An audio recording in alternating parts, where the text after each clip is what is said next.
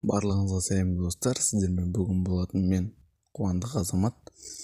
Бүгінгі видеода мен сіздерге қалай Google аккаунттарыңыздың паролін қалай өзгертуге болатынын көрсететін боламын.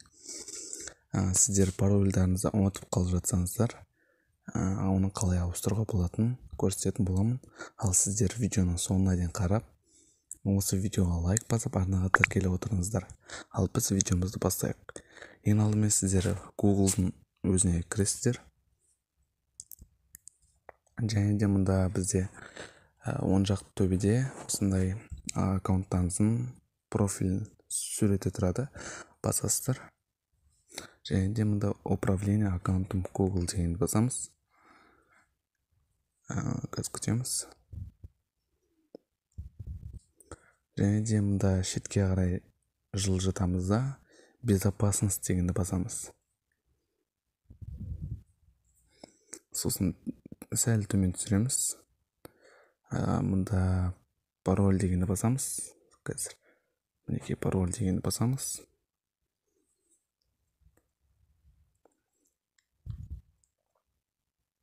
Күтетін боламыз.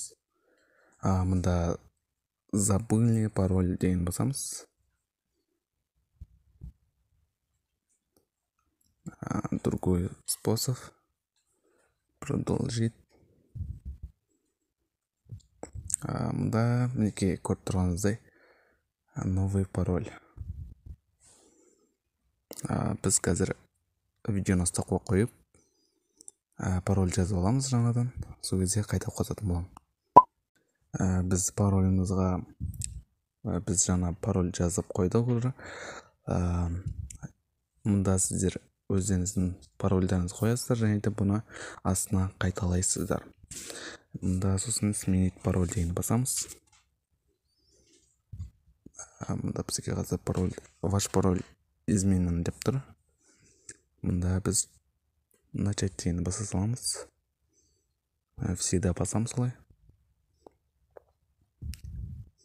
Ал мінекей достар, біздің Google аккаунттағы пароліміз өзгерді. Видео ұнаса, видео пайдалы болса, видеоға лайк басып, арнаға тіркеліп отырыңыздар. Ал сіздермен болған мен Қуандық Азамат. Келесі видеода кездескенше.